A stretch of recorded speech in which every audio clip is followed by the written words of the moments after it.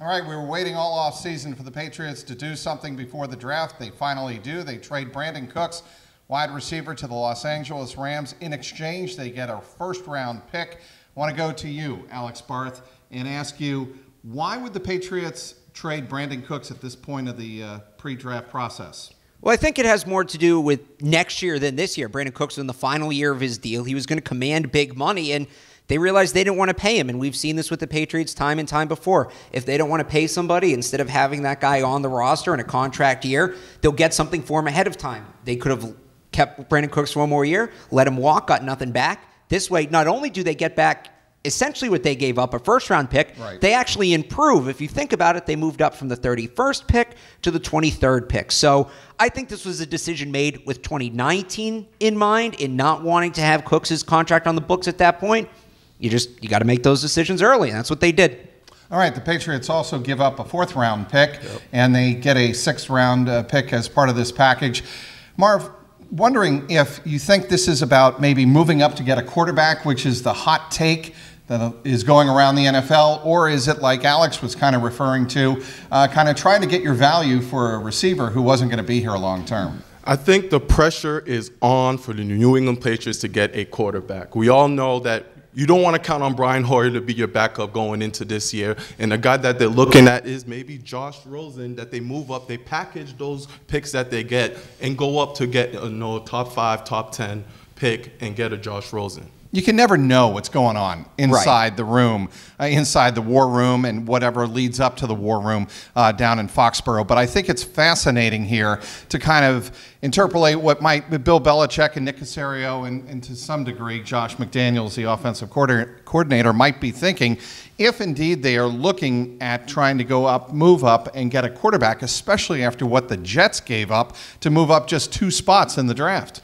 Yeah, you never know what they're thinking on the inside, and maybe the Patriots still feel that the 4th round, the 5th round is a spot where they're going to take the next guy. But to the observer, to the outside eye, it's kind of hard to think that a guy like Kyle Lauletta or a guy like Mike Wright should even still be in the conversation with the ammunition the Patriots have. 2 first-round picks, couldn't agree more. 2 second-round picks. They have the future picks as well, and there should be this belief that if you get the quarterback, and we've seen this with teams in the past, when you get the quarterback, you're in good shape. If you feel like the guy is there that's going to be your leader for 5 years, even 10 years, it should be worth sacrificing future first-round picks. Now, we've seen it come back the other way. We saw what the Redskins gave up to get Robert Griffin III. He obviously wasn't the guy. But I trust the Patriots to evaluate this position, and I've been watching Josh Rosen for 3 years.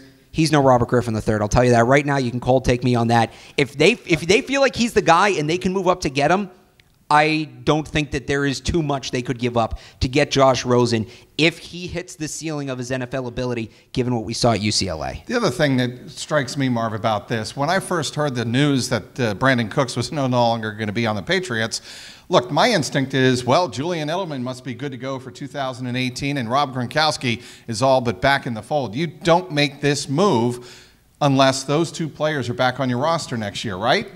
That's what you have to think. You know, Rob Gronkowski has obviously been in trade rumors for the past couple of weeks, not knowing what's happening. But when you see a move like this, you automatically think, okay, Julian Edelman is secured, Rob Gronkowski is secured. But you really never know when it comes to the New England Patriots. And another thing is, with those 4 picks you have in the first round and the second round, you can see multiple deals, multiple packages. You can package the 23rd and the 43rd together, and then you can package the 31 and the 63rd and move up twice. So Patriots can have a lot of moves. They can move up, and you still don't have a left tackle for a Nate Soldier replacement, someone they can go up in the first 10, 15 picks to pick someone over there as well. So my instinct, guys, is that this was made really to make sure you get something for Brandin Cooks, because he wasn't going to be with the Patriots long term. They probably made the decision in-house.